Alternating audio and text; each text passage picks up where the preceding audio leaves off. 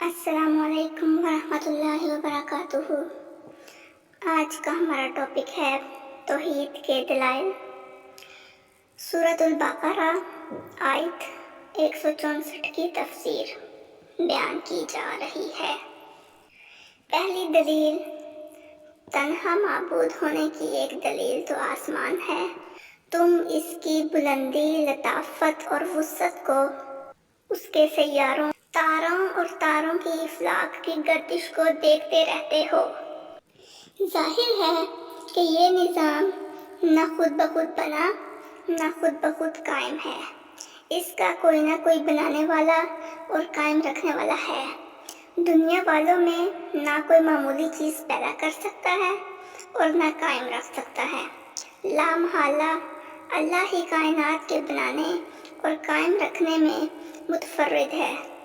دوسری دلیل زمین ہے، جس کی کثافت، پستی، پہاڑ، میدان، سمندر، اونچ نیچ، آبادیاں، چیزوں کے خواص و اثرات اور دن رات کی لگاتار آمد و رفت ایک باقاعدہ نظام کے ساتھ جاری ہے۔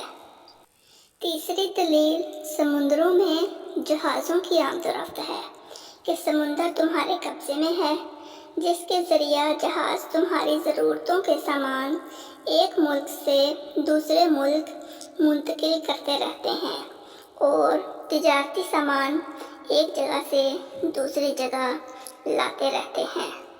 چوتھی دلیل آسمان سے بارش کا ہونا اور مردہ زمین کا زندہ ہو جانا ہے۔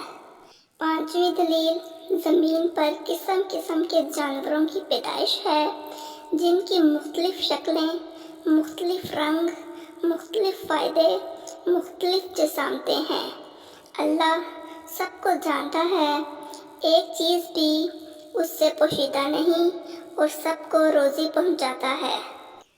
چھٹی دلیل ہواؤں کا ہیر پھیر ہے، جو کبھی تو رحمتوں سے بھرپور اور کبھی عذابوں سے معمور ہوتی ہیں، کبھی بادل گھیر کر لے آتی ہیں اور باران رحمت کا مژدہ دیتی ہیں، اور کبھی گھٹائیں منتشر کر دیتی ہیں، کبھی گھٹا لے آتی ہیں اور کبھی لے جاتی ہیں، کبھی جنوب سے شامی ہوائیں آتی ہیں اور کبھی سمت یمن سے، کبھی پورب سے آتی ہیں اور کبھی پچھم سے۔ ساتویں دلیل فضا میں چھائی ہوئی گھٹائیں ہیں، جو اللہ کے حکم کی تابعدار ہیں۔ اللہ انہیں جہاں جس وقت بھیجتا ہے چلی جاتی ہیں اور اس کی مرضی کے مطابق برس پڑتی ہیں۔ یہ ہفتگانہ دلائل ارباب دانش کے لیے اللہ کی توحید کی بڑی بڑی نشانیاں ہیں۔